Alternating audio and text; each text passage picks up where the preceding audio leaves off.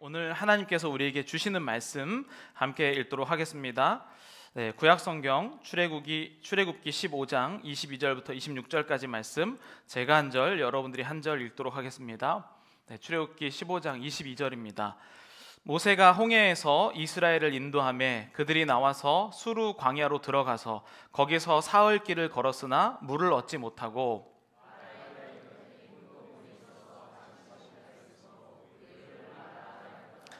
백성이 모세에게 원망하여 이르되 우리가 무엇을 마실까 하매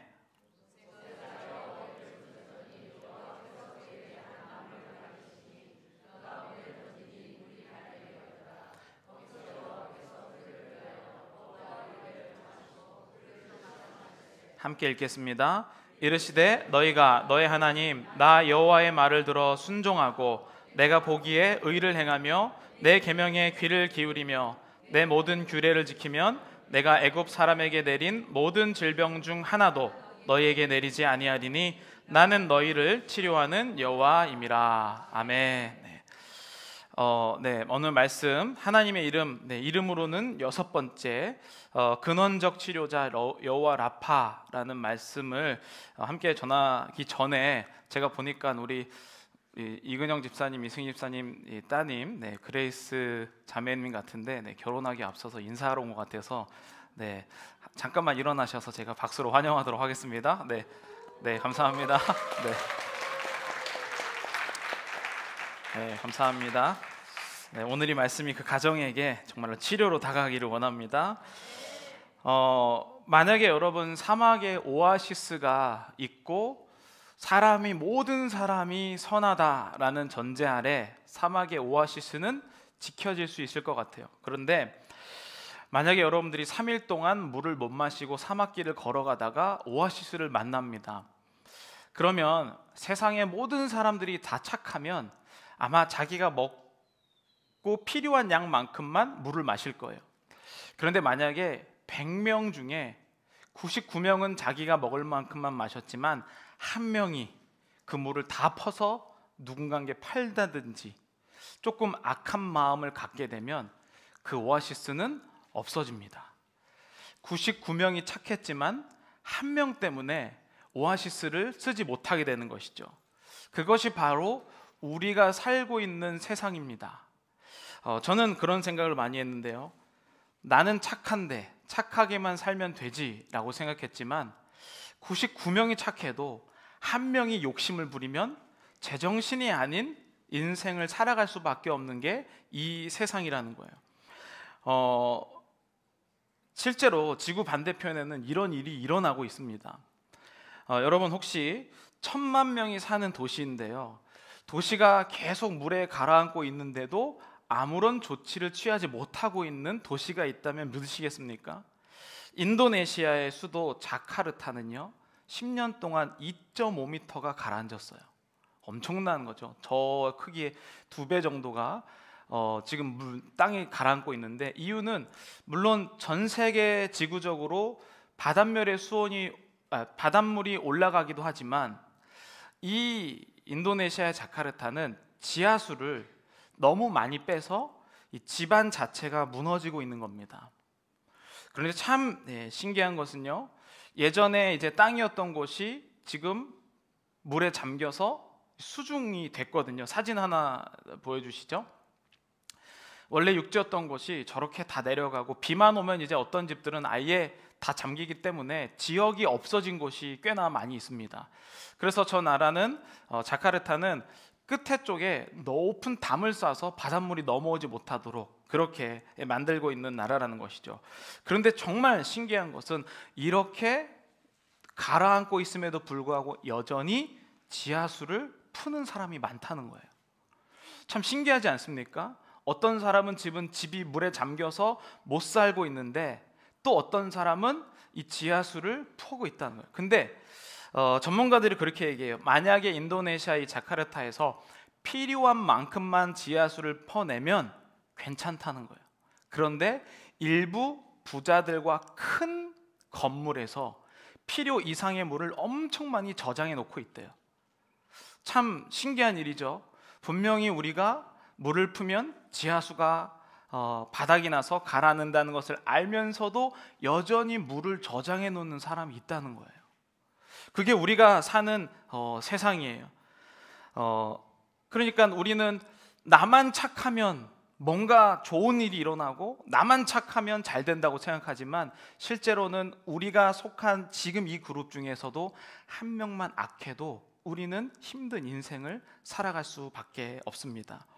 저도 그래서 똑같은 생각을 했는데 다른 사람은 몰라줘도 그냥 나만이라도 어떻게 좀 착한 사람이 되어서 살아보자 이렇게 생각을 했는데요. 그리고 나만 착한 사람이니까 하나님은 필요할 때만 도와주시면 되지 이렇게 생각을 많이 했습니다. 근데요, 여러분 방금 말씀드린 것처럼 100명 중에 한 명만 악해도 이 세상은 악함으로 끌려갈 수밖에 없어요. 그렇잖아요. 99명이 이렇게 선한 마음을 갖지만 한 명이 오아시스 물을 다 쟁여놔서 앞에서 팔고 있어요. 그러면 사람이요 악하게 변하기 시작해요. 당신이 뭔데 물을 퍼서 팔아, 이러면서 착한 사람도 마음을 지키기가 어려운 게 이 세상이라는 거예요. 여러분 오늘 본문에 보면 이스라엘 백성들이요 3일 동안 물을 못 마시고 걸어가고 있어요. 그러니까 어떻게 보면 굉장히 어렵고 힘든 상황이죠. 그러다가 저 멀리 물이 보입니다. 그럼 얼마나 기뻤을까요? 그래서 기쁜 마음으로 그 물을 가서 먹었는데 오늘 본문에 뭐라고 표현합니까? 쓴물이었대요. 근데 이 쓴물이 막 꾹 참고 먹을 수 있는 물이 아니라 먹으면 바로 토할 수밖에 없는 종류의 물을 이야기하는 거죠. 그러니까 너무 목말라서 물을 보여서 물을 먹으러 딱 갔는데 물을 뱉게 되니까 그때 들었던 생각이 무엇이냐면 하나님은 뭐 하시나예요. 하나님은 뭐 하시나. 우리의 인생도 거의 비슷하죠. 그냥 내 인생이 평온할 때 그때는요 하나님 사실은 별로 구하지 않을 때가 많아요. 그런데 뭔 일이 생기면 가만히 계시는 하나님한테 우리가 원망을 하죠. 제가 하나님께서 항상 그 말씀에 저의 인생을 사용하시는데 지금 이 오늘 본문의 어떤 뉘앙스는 계획대로 되지 않는 인생이에요. 우리는 계획대로 살 수 있다고 생각하지만 결국엔 계획대로 다 안 되거든요. 근데 그게 제가 설교할 때 이 아이패드라는 걸 사용하는데 항상 싱크가 됩니다. 그래서 컴퓨터에서 하면 여기 하는데 1부 딱 올라갔는데 이게 블랭크였어요. 그래서 제가 1부 설교는 블랭크로 그냥 한 겁니다. 그러니까 얼마나 당황스러운지 그렇게 되는 거예요. 내가 계획대로 다 될 것 같잖아요. 그러나 계획대로 거의 안 되고, 그렇게 계획대로 안 될 땐 어떤 일이 생기냐면 당황하고 내 정신으로 살 수가 없어요. 아침에 내가 그렇게 준비를 다 해놨는데 차키 하나 없어지면 어떻게 됩니까? 하루를 다 망치게 돼요. 그러니까 내가 이론적으로 머리로 생각했을 때는 이렇게 플랜을 세우고 이렇게 하고 이렇게 하고 이렇게 하면 뭔가 될 거라고 생각하거든요. 오늘 여기 결혼하시기 앞둔 분들이 계시지만 제가 처음에 결혼할 때 13년 전에 제가 결혼할 때 결혼하면 이렇게 하고 이렇게 했는데 하나도 못했어요. 정말 단 한 개도 못했습니다. 만약에 내가 내 인생을 계획대로 살 수 있다면 악한 사람은 존재하지 않을 거예요. 그러나 내 인생이 계획대로 거의 안 되기 때문에 안 될 때에 준비한 사람이 실제로는 잘 살 수 있는 사람이라는 거죠. 근데 성경은요, 그래서 잘난 사람 이야기보다는 실패하고 계획대로 안 되고 이렇게 어려움을 겪는 사람들의 이야기가 훨씬 많이 있어요. 그러니까 저도 갑자기 이런 생각이 드는 거예요. 설교 원고를 딱 갖고 올라가는데 아무것도 없잖아요. 그럼 어떤 생각이 드실 것 같으세요? 누군가를 원망하게 돼요. 이 애플 이거 이러면서 회사를 막 원망하게 되는 거예요. 그러니까 내가 계획대로 살면 괜찮은데 계획대로 안 될 땐 반드시 누군가를 원망하게 되는데 대부분의 경우는 하나님이 우리의 원망의 대상이 됩니다. 그때 오늘 본문에 이렇게 얘기해요. 출애굽기 15장 24절 함께 읽어보겠습니다. 백성이 모세에게 원망하여 이르되 아멘. 이게 보니까요 모세를 통해서 하나님께 원망을 하고 있는 거예요. 아니 하나님이 우리를 사랑하시면 좀 잘 인도해 주시면 좋지 왜 이렇게 또 목마르게 만드는가. 이들의 계획에는 목마름이란 없었죠. 그런데 목마름을 받자마자 하나님을 원망하기 시작해요. 그래서 모세가 바로 하나님께 기도합니다. 이렇게 25절로 함께 읽어보도록 하겠습니다. 모세가 여호와께 부르짖었더니 가리키시니 그가 물에 던지니 물이 달게 되었더라. 거기서 여호와께서 그들을 위하여 법도와 율례를 정하시고 그들을 시험하실세. 이게 뭐냐면, 이게 좀 우리 입장에서는 굉장히 하고 싶지 않은 일이에요. 쓴물을 하나님이 옆에 두시고 그 옆에 뭡니까? 나뭇가지 하나를 준비해 놓으신 거예요. 그러면서 뭐라고 하냐면, 이 나뭇가지를 그 물에 던져라. 그러면 단물이 된다. 이렇게 얘기하는 거예요. 근데 저는 개인적으로 좀 수준이 낮아서 그런지 모르겠지만 하나님이 이렇게 하는 게 더 기분이 나빴어요. 차라리 쓴물이면 끝까지 쓴물이고 단물이면 단물이든지 이렇게 해야 되는데, 하나님이 쓴물의 옆에다가 나무를 놓은 건 도대체 뭐냐는 거예요. 내 인생을 지금 뭐 장난치는 것도 아니고 약 올리는 것도 아니고, 그렇게 쉬운 거면 하나님이 미리 준비해 놓으시고 나무 없이 그냥 내가 원래 쓴물이었는데 단물로 바꿔놨어, 뭐 이런 식으로 얘기하시면 되는데, 굳이 이 여호와를 따르는 이스라엘 백성들에게 나무를 들어서 쓴물에 던지라고 얘기를 한단 말이죠. 왜 이런 얘기를 했을까요? 그러면서 제가 어떤 생각을 했냐면, 제가 중고등학교 때 가장 많이 했던 생각이 이거였어요. 아니, 하나님은 내 마음을 다 아시면서 왜 자꾸 기도를 하래? 이런 질문이 있잖아요. 아니, 나를 나보다 더 잘 아시면서 내 생각은 나보다 더 잘 아시는데 굳이 입으로 기도할 필요가 있습니까? 또 이런 생각이 들었어요. 제가 이제 부모님 목회를 하셨으니까 교회에 살면 일이 정말 많아요. 저희 집이 교회에 붙어 있어서 맨 문 열어달라, 뭐 해달라. 그러면서 제가 들었던 생각이 이거였어요. 아니, 하나님은 전지전능하셔서 도움이 필요 없는데 왜 이렇게 교회 일이 많나? 제가 그렇게 생각을 했습니다. 이상하지 않습니까? 그렇게 능력도 많고 다 하시는 하나님께서 나무를 왜 거기다 만드시냐고요. 왜냐하면 인간이 죄된 세상을 살기 때문이에요. 계획대로 하나님께 내가 계획한 대로 신앙생활이 이루어지면 하나님이 굳이 나무를 놓을 필요가 없어요. 근데 우리의 인생은 계획대로 흘러가지 않는다는 거예요. 만약에 여러분들이 다 여기 주일날 오신 분은 그래도 나름대로 내가 악한 계획이 아니라 하나님을 믿으려는 계획을 세우시는 분이라는 거죠. 그래서 내일 아침에 뭐 9시에 기도하고 그 다음에 누구를 만나도 사랑하고 이런 계획을 세운단 말이죠. 근데 그 계획대로 못한단 말이에요. 왜냐하면 변수가 너무 많이 일어나요. 차키가 없어져서 갑자기 욕이 입에서 튀어나오고, 기도하려고 했는데 누가 내 걸 잃어버려서 화가 나고, 이런 생활 가운데 하나님은 내 인생이 계획대로 안 되심을 아시는 거예요. 그래서 마라를 인생, 쓴물이라고 표현하잖아요. 인생은 단물보다는 쓴물이 훨씬 많다는 거죠. 그래서 여기서 이렇게 훌륭하시고 뛰어나신 분들도 내가 오늘 하나님 제대로 믿어봐야겠다라고 하지만 나가면서부터 주차 시비가 붙고 이런 인생을 살게 되는 것이죠. 그래서 여러분, 계획대로 안 되는 인생을 어떻게 살까를 하나님을 말씀하고 싶으신 거예요. 마라라는 쓴물의 인생을. 그래서 여러분, 사람은요 단순 반복하는 것을 꼭 해야 한다는 거죠. 제가 한국에서 군대 입대하고 나서 가장 이해할 수 없는 게 바로 이제 제식 훈련이었거든요. 앞으로 가, 뒤로 가, 오른쪽으로 가, 왼쪽으로 가. 아니, 나도 그래도 대학에까지 다 나오고 이런 사람들인데 뭐 앞으로 가를 모르겠습니까? 뒤로 가를 모르겠어요. 오른쪽으로 가, 왼쪽으로 가. 이거를 다 아는데 2달 동안 이것만 해요. 아침에 일어나면 앞으로 가, 번호 하나 둘 셋 넷. 그렇게 유치원 때 1, 2, 3, 4, 5 많이 했는데 군대 가서 또 시킨다니까요.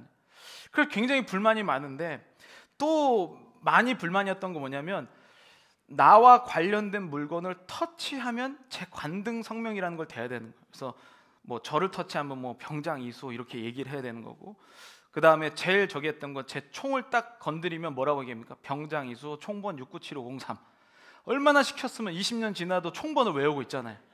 이 정도로 많이 시킨단 말이에요. 굉장히 기분이 나빠요. 그래서 이등병 때는 그래도 신나게 뭐 이병 뭐 이렇게 얘기하는데, 병장이 되면 병장 이렇게 건방져지긴 하지만 그래도 계속 시킨단 말이에요. 근데 저는 이해가 안 갔어요. 왜 자꾸 시키나? 나 지금 이 정도는 내가 못할 거라고 생각하나?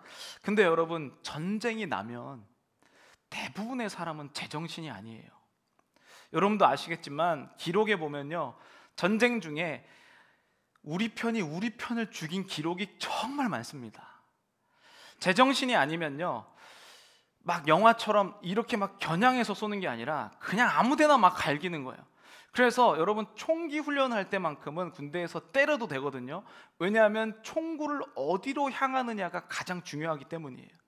그래서 제정신이 아닐 때도 치면 바로 나올 수 있도록 계속 반복 훈련을 하는 거예요. 여러분 인생은 제정신을 가지고 살아가기가 어려워요. 왜냐하면 내가 착할지라도 한 명이 악하면 세상은 악한 분의 이 화를 가지고 사는 세상이거든요. 그때에 하나님이 우리가 계획대로는 내가 이런 사람도 사랑하고 누구도 어떻게 하고 돈은 이렇게 벌고 다 했는데 계획이 딱 안 되자마자 제정신이 아닌 거예요. 그러면 어떻게 합니까? 하나님 원망하고 하나님 미워하고 하나님 왜 쓴물을 또 나에게 주셔서 그때 하나님이 쓴물 앞에 내가 나무를 두었다라고 말씀하시는 거예요. 제정신이 아닐 때도 이것 하나만 기억하라는 거예요. 하나님이 너희를 치료하기를 원하신다. 그게 바로 오늘 본문에 반복하는 이유인 거라는 거죠. 그래서 여러분 근데 이 문장을 저희가 함께 읽어보도록 하겠습니다. 읽겠습니다. 승리와 불평은 같은 장에 있다. 여러분 오늘 본문이 출애굽기 15장이잖아요.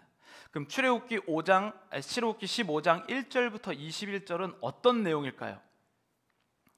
이스라엘 백성들이 그 유명한 홍해의 바다를 건너서 온 다음에 승리해갖고 막 춤추면서 노래를 부르는 내용이에요. 너무나도 기뻐갖고 막 하나님이 하셨습니다. 출애굽기 15장 1절 2절 우리 함께 읽어보도록 하겠습니다. 이때에 모세와 이스라엘 자손이 이 노래로 여호와께 노래하니 일러스되 내가 여호와를 찬송하리니 그는 높고 영화로우시며 말과 그 탄 자를 바다에 던지셨음이로다. 여호와는 나의 힘이요 노래시며 나의 구원이시로다. 그는 나의 하나님이시니 내가 그를 찬송할 것이요 내 아버지의 하나님이시니 내가 그를 높이리로다. 이렇게 1절부터 22절까지 찬양을 해요. 그런데 오늘 본문 시작 어떻게 됩니까? 목마르자마자 하나님을 원망하되. 우리의 인생은요 이렇게 승리와 불평이 한 장에 있어요. 그러니까 잘 되는 사람일수록 바로 불평이 나올 수밖에 없는 게 우리의 인생이다. 와 하나님 대단하시다 해서 원망은 매우 가까운 거리에 있다라는 겁니다. 그게 바로 우리의 모습이죠. 지난주에 저희가 여호와 이레 하나님을 우리가 말씀을 나누면서 하나님께서 100세 이전에 이삭을 주시기 전까지 25년을 그렇게 하나님께 기도하고 동행하고 하나님과 말씀을 나누고 창세기 12장부터 쫙 거의 10장을 이삭 이전의 생활이 나오거든요. 그런데 이삭을 낳고 나서 25년은 한 몇 절도 안 나와요. 하나님을 찬양하고 기뻐하고 하나님 주시기만 하면 뭔가를 하겠습니다라고 말했을 때에는 그렇게 하나님을 찾더니 하나님이 주시고 난 이후에 제정신이 아닌 인생을 사는 우리를 말하는 것이죠. 세상에서 사기 한번 당하고 내 계획과 뜻대로 안 되면 하나님을 바로 잃어버린다는 거예요. 그렇게 신실하던 자들, 그렇게 교회에서 막 눈물 콧물 쏟고 맨날 봉사하시는 분이요 돌아서면 얼마나 무서운지 몰라요. 왜? 그 원망이 그 마음 가운데 들어있기 때문이에요. 하나님의 일을 한 것이 아니라 그 가운데 불평이 이제 원망으로 바뀌기 시작하는, 그러니까 승리와 불평. 그래서 여러분 잘 보시면요 교회 생활 가장 열심히 하신 분이 가장 큰 불평의 자리에 가장 가까이 있다는 걸 아시면 돼요. 그게 우리의 인생이기 때문이죠. 분명히 나는 예배 못 드리면 죽을 것 같고 힘든 그런 존재였는데 살만 하면 하나님이 언제 그랬냐고 이렇게 하는 게 우리 인간이고, 또 분명히 우리가 이성적으로 머리로는요 지하수 쓰면 땅이 가라앉는다는 걸 알거든요. 그럼에도 불구하고 물을 저장해 놓고 사는 거예요. 여러분 우리가 배고플 때 하나님 제가 이 끼니만 해결하면 하나님께 뭔가를 하겠다라고 고백을 하잖아요. 근데 끼니 때우면 어떡합니까? 저장하지 못하는 것 때문에 하나님께 불평을 갖는다는 거예요. 하나님 통장에 지금 하나님 제가 이 집만 사면 뭔가 할 것 같습니다. 집 딱 사요. 그럼 어떻게 합니까? 하나님 통장에 최소한 어느 정도 세이빙 인터레스트 얼마 정도 붙는 거, 이거 하다가 끝난다는 거예요. 하나님께 밥만 먹으면 뭐든 한다고 얘기했는데 지금은 다이어트를 해야 하지만 여전히 쌓아놓는 인생으로 살고 있다는 거예요. 지금 이게 내가 죽어가는 줄도 모르고 그저 나는 착하게 사는데 왜 이렇게 인생은 힘든가? 라고 불평불만한다는 거죠. 여러분, 우리 하나님께서 우리를 처음에 창조하셨을 때 이렇게 욕심 많지 않았습니다. 하나님이 이 땅을 우리에게 보내주시면서 다 공급하신다는 사실을 알았기 때문에 수고하고 돈 벌지 않아도 됐었죠. 그냥 하나님이 날마다 공급하시기를 기대하는 인생이었다는 거죠. 내가 막 집을 쌓아놓고 집이 몇 채이고 그런 것 기대하지 않았다는 거죠. 근데 문제는요, 인간이 필요 이상의 것을 쌓아두면서 하나님과 멀어지기 시작해요. 여러분, 오늘 본문 바로 다음 장에는 어떤 내용이 나올까요? 출애굽기 지금 15장인데 끝나고 16장에 딱 가면 또 어려운 일이 생기기 시작해요. 분명히 우리는 머리로 알거든요. 제가 알기로는 여기에 예배에 참석하신 분 거의 대부분은 하나님이 나의 인생을 인도하십니다라고 머릿속으로 아시는 분들이에요. 그런데 내 계획대로 딱 안 되자마자 하나님께 원망이 딱 나오는 건 어떻게 도대체 설명을 해야 될까요? 하나님이 분명 나를 다 공급해 주신다라는 것을 머리로 알아요. 근데 가슴으로 믿어지지가 않는 거예요. 하나님이 배고픈데 음식 안 주시겠어? 라고 하는 배짱보다는 하나님이 준비 안 해놨어? 라고 하나님께 따지기 시작한다는 거죠. 여러분, 이렇게 우리의 머릿속으로는 이성적으로는 분명히 아는데 왜 믿어지지 않을까? 왜냐하면 죄악된 세상을 살아가기 때문이에요. 내가 착해도 마음 정리가 안 돼요. 누가 한 명이 많이 쌓아놓는 거 보면 내가 틀린 것 같이 보이잖아요. 나랑 비슷한 나이에 있는 애가 어느 날 갑자기 나보다 못 살던 애가, 나보다 좋은 학교도 안 나온 애가 갑자기 집을 샀대. 그럼 어떻게 돼요? 집 없는 내가 불쌍한 인생이 되잖아요. 그게 쌓아놓지 않아도 됐는데 쌓아놓지 못한 것을 갈급해하면서 선한 인생을 살지 못하는 우리 인생의 어려움이죠. 그래서 딱 배고프면 뭐라고 합니까? 되게 강조를 많이 해요. 배고파서 죽겠다라고 얘기를 해요. 죽지는 않잖아요, 배고파서. 그런데 또 더우면 뭐라고 해요? 더워서 죽겠네. 죽지는 않는데 계속 죽겠다라고 얘기를 해요. 그러니까 마음이 얼마나 우리가 이렇게 익스트림하게 변하는지. 출애굽기 16장 2절 3절 우리 함께 읽어보도록 하겠습니다. 이스라엘 자손 온 회중이 그 광야에서 모세와 아론을 원망하여 우리가 애굽 땅에서 고기 가마 곁에 앉아 있던 때와 떡을 배불리 먹던 때 여호와의 손에 죽었더라면 좋았을 것을 너희가 이 광야로 우리를 인도해내어 이 온 회중이 줄여 죽게 하는도다. 똑같죠. 배고파 죽겠네. 차라리 나를 죽여라. 그게 이스라엘 백성들이 하는 대답이었다는 거죠. 그런데 여러분, 하나님이 마라의 쓴물과 똑같은 대답을 마치 기다리셨다는 듯이 이렇게 대답합니다. 4절 5절 함께 읽겠습니다. 그때 여호와께서 모세에게 이르시되 보라, 내가 너희를 위하여 하늘에서 양식을 비같이 내리리니 백성이 나가서 일용할 것을 날마다 거둘 것이라. 이같이 하여 그들이 내 율법을 준행하나 아니하나 내가 시험하리라. 여섯째 날에는 그들이 그 거둔 것을 준비할지니 날마다 거둔 것에 갑절이 되리라. 아멘. 하나님 뭐라고 말씀하시면 걱정하지 마라. 내가 날마다 순간순간 너희에게 음식을 공급하겠다. 하루치 것은 하늘에서 주겠다. 이렇게 얘기하셨어요. 그러나 단 6일째 날에는 이틀치를 줄 텐데 다음 날이 안식일이기 때문에 너희의 평안을 위해서 이날만큼은 이틀치를 쌓아 놓아도 된다. 표현을 했어요. 그런데 여러분, 이스라엘 백성들이 어떻게 했을 것 같습니까? 그냥 날마다 하나님 주신다고 약속까지 하셨어요. 그래서 막 하늘에서 음식이 내려왔어. 하루를 먹었어요. 그러나 죄악된 세상을 살아가는 사람은 이런 행동을 하게 됩니다. 16장 20절 함께 읽어보겠습니다. 그들이 모세에게 순종하지 아니하고 덜어는 아침까지 두었더니 벌레가 생기고 냄새가 난지라. 모세가 그들에게 노하니라. 아니, 그렇게 기적을 많이 맛본 홍해가 갈라지고 방금 전에 마라의 쓴물을 나무만 던지면 단물로 바꿔주셨던 하나님을 경험한 이스라엘 백성들이 머리로는 알지만 제정신이 아닌 세상을 살아가면서 또 잃어버리고 저축한 거예요. 여러분, 이 당시에 이스라엘 백성들은 텐트 치면서 돌아다니는 거잖아요. 지금 이 캘리포니아와 같은 기후에 텐트 쳐놓고 음식 쌓아두면 저장 공간이 없는 곳에서 어떻게 됩니까?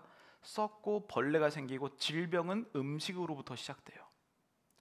그런데 만약에 여러분 여기에서 이스라엘 백성들이 굉장히 많았잖아요. 근데 뭐 100%라면 100명 중에 99명은 하나님 말씀을 순종해서 하루씩 먹었어요. 그런데 한 명이 안 지켰단 말이에요. 어떻게 될까요? 썩은 음식 때문에 질병이 돌아서 전체가 다 죽어요. 그게 죄악된 세상이에요. 내가 아무리 선하게 하나님 말씀 순종해도요, 계획대로 안 됩니다. 왜냐하면 죄악된 세상이니까. 여러분, 이래도 우리가 선하게 살 수 있다고, 나만 착하면 된다고 생각하시나요? 만약 이 세상이 100% 선하다면 그럴 수 있겠죠. 그러나 그렇지 않아요. 나는 떳떳하게 지금 음식점에서 줄 서 있는데 누군가가 새치기 하잖아요. 그럼 막 참을 수 없는 울분이 막 올라오면서 저래도 되는 거냐 가서 이야기하고. 그러니까 누군가 한 명만 이상한 행동을 하면 우리는 전쟁 상태가 돼서 아군한테 막 총을 쏘는 거예요. 여러분, 그래서 교회가 가장 어려울 때는 뭔지 압니까? 아군끼리 총 쏠 때예요. 제정신이 아니니까. 그래서 신앙의 훈련을 받지 못한 사람은 아무리 그 사람이 훌륭한 일을 하고 별 은사를 다 사용한다 할지라도 제정신이 아니면 아군 쏘다가 서로 망하게 되는 거죠. 그래서 하나님은요, 시험이라는 단어를 통해서 말씀하셔요. 여기서 말하는 시험은 지난주에 말했던 아브라함이라는 위대한 사람에게 하는 시험이 아니에요.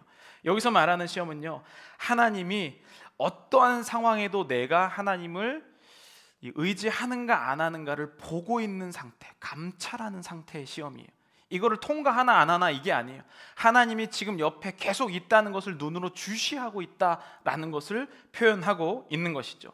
그래서 이 죄악된 세상의 이 전쟁에서는요, 총 딱 건드리면은요, 나 누구, 나 뭐 하는 사람 딱 나와야 된다는 거죠. 이게 신앙의 훈련이고 그게 교회예요.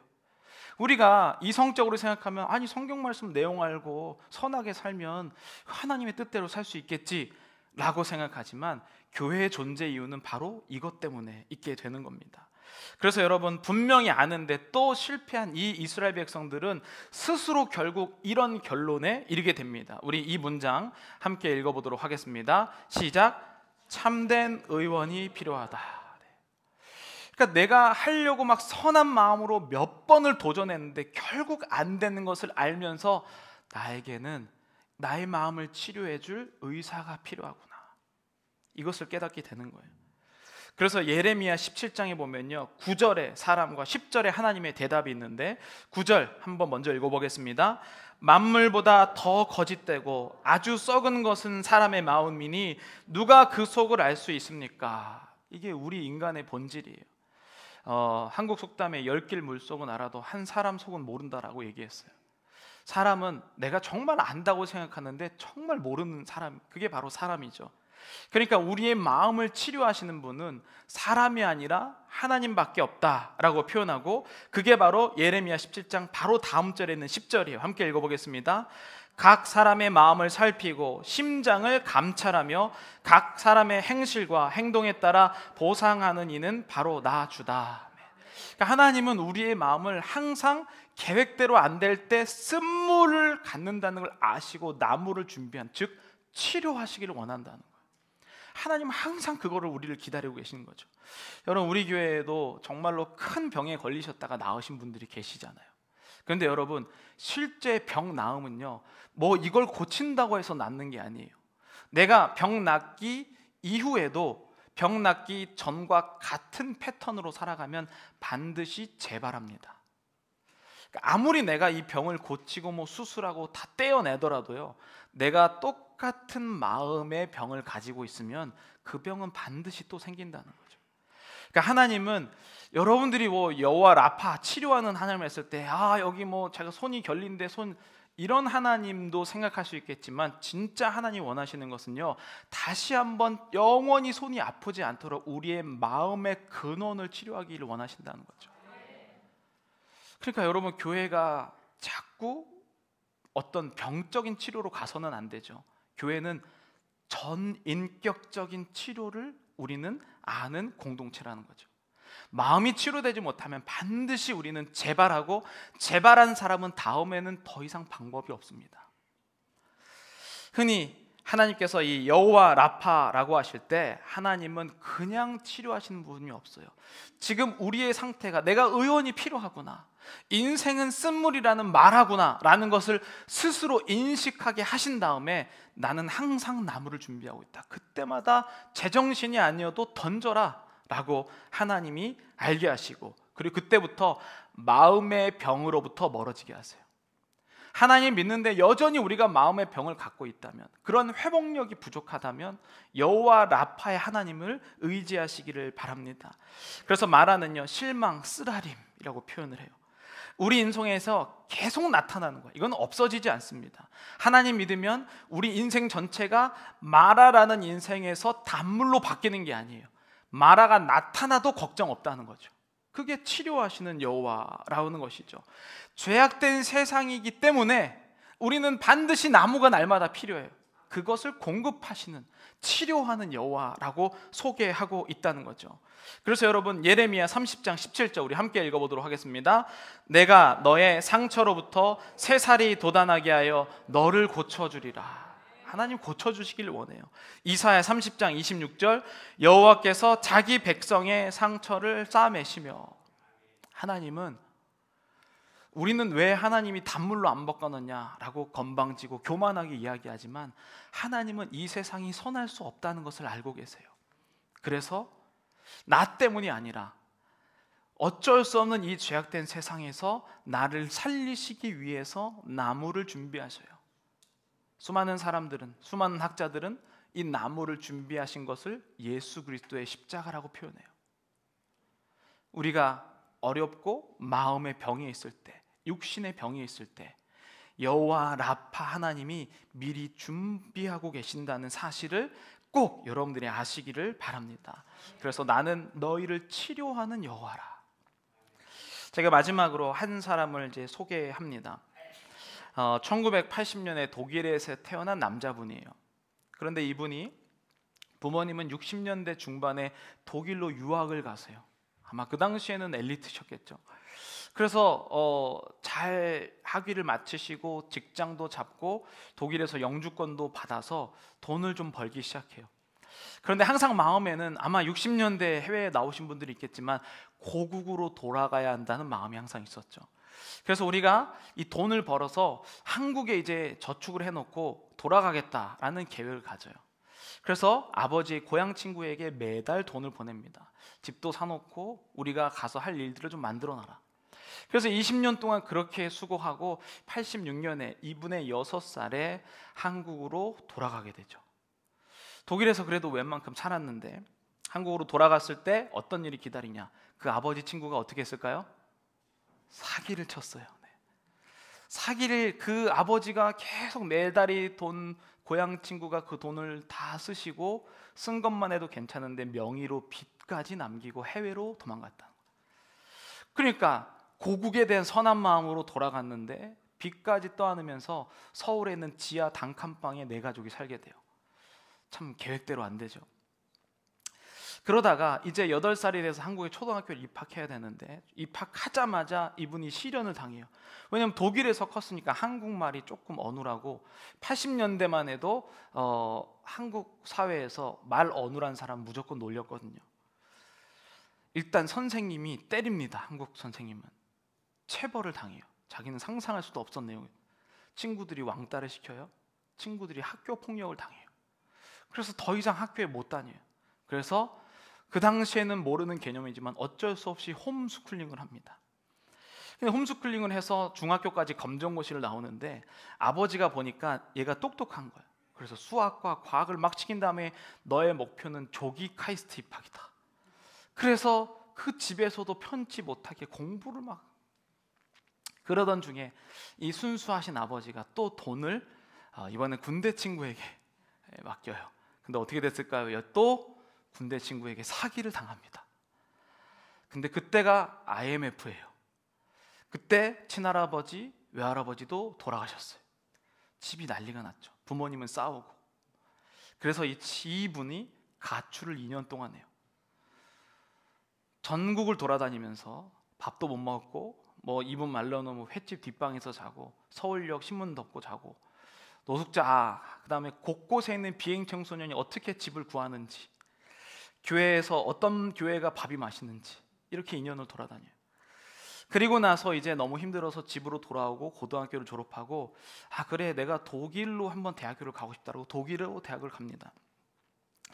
근데 생물학, 독일은 이제 정부에서 학비를 지원해 주죠. 그래서 생물학으로 입학을 했는데 보니까 자기는 철학 공부를 더 하고 싶었던 거예요. 그래서 생물학으로 입학했지만 철학을 공부해요. 그런데 어느 날 갑자기 독일 정부에서 편지가 오죠. 너는 왜 내가 생물학으로 입학을 시켰는데 철학을 공부하고 있냐? 네가 졸업할 때 생물학으로 시험을 안 보면 한국으로 돌아가든지 퇴학이다.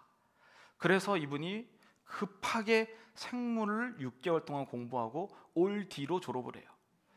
그러니까 뭔가를 해도 잘 안 되는 거예요. 그러던 중에 좋은 기회가 나서 미국으로 유학을 오게 돼요. 그래서 미국에 오니까 좋다라고 해서 공부를 하면서 뇌과학이라는 것을 맞이하고 거기서 내가 이거를 평생 공부해야겠다라고 공부를 시작합니다. 그러던 중에 아주 좋은 소식이, 굉장히 유명한 교수님에게서 박사 과정 오퍼를 받는데 그게 20대 초반이었어요. 굉장히 좋은 기회죠.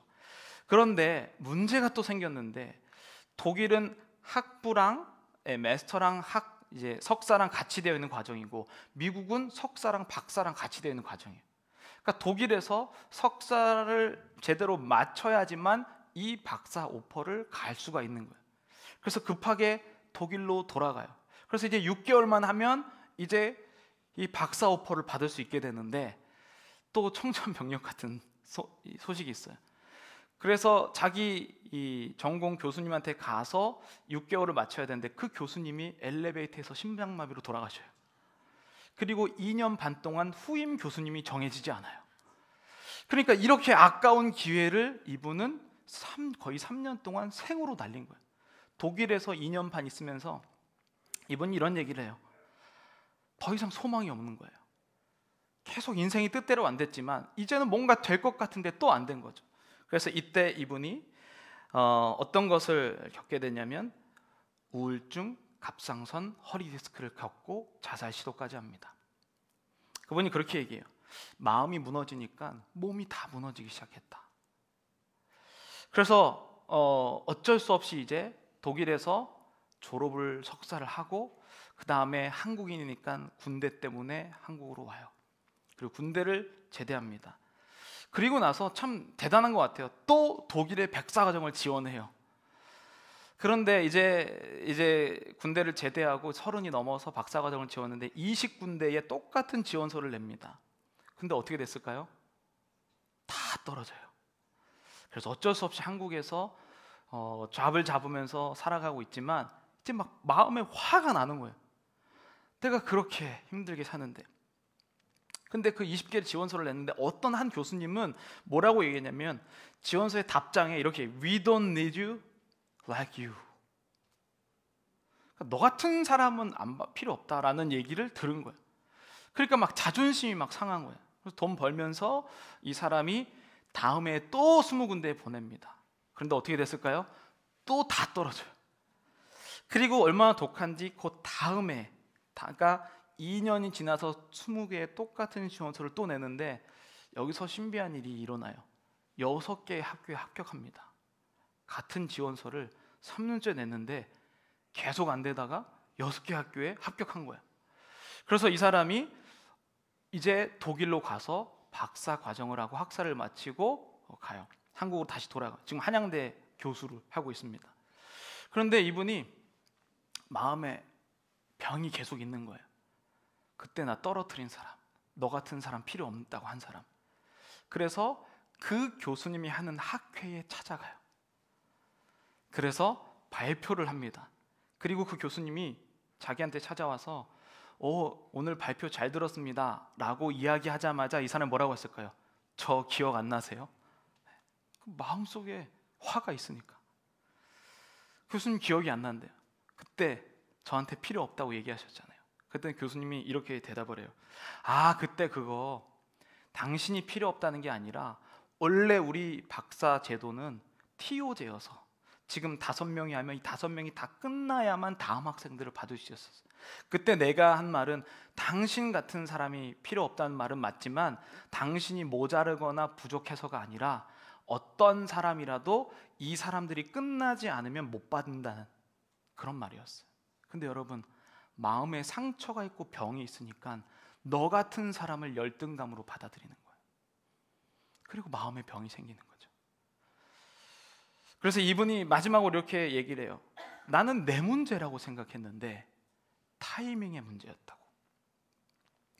여러분, 우리가 조금 인생의 계획대로 안 되면 내가 부족하다고 생각을 많이 해요. 그러나 여러분, 이 사람이 얘기한 것처럼 타이밍이 안 맞을 수도 있다는 거죠. 하나님이요, 우리의 마음을 치료해 주실 땐 이런 종류의 마음을 벌써 먼저 치료해 주세요. 그래서 똑같은 We don't like you 라는 말이 들렸을 때 다시는 내가 모자라서 그런 게 아니라 상황이 좋지 않은 거겠지 라고 받아들이니까 병이 안 나는 거죠. 여러분은 어떤 인생을 살고 계십니까? 계획대로 안 되세요? 당연한 거죠. 죄악된 세상에서는 원래 계획대로 안 됩니다.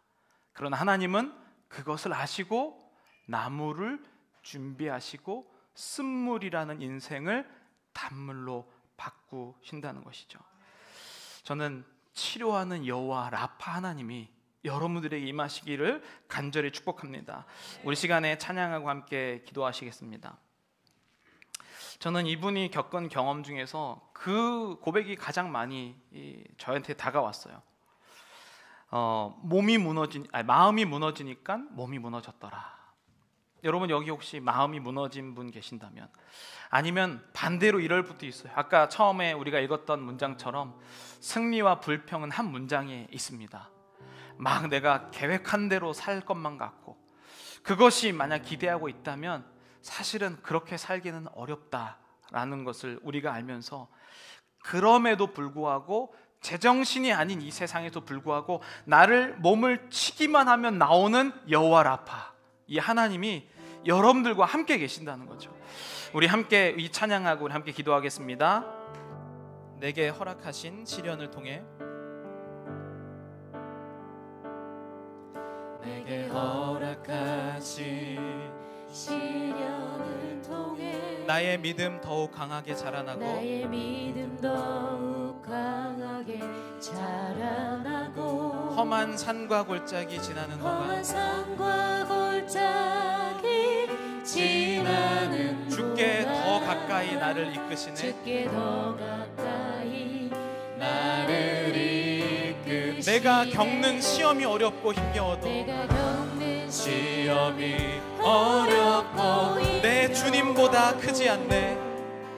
내 주님보다 크지 않네. 내 앞에 바다가 갈라지지 않으면, 내 앞에 바다가 갈라지지 주가 나로 바다 위 걷게 하리. 나로 바다 위 걷게 하리. 나는 믿네. 나는 믿네. 주의 능력으로 내 삶 새롭게 되리. 능력으로 내 삶 새롭게 되리.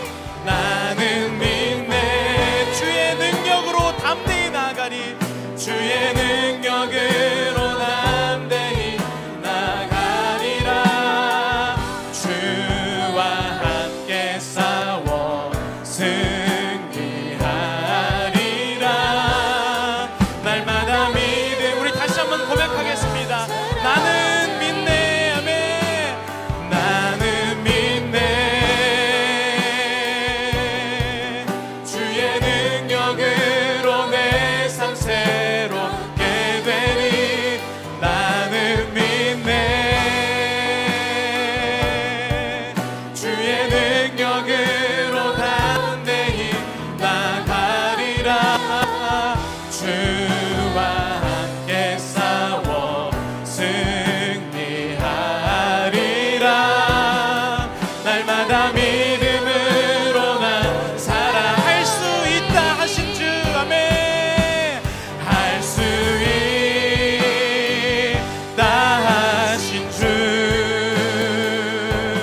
할 수 있다 하신 주. 믿음만이, 믿음만이, 믿음만이, 믿음만이,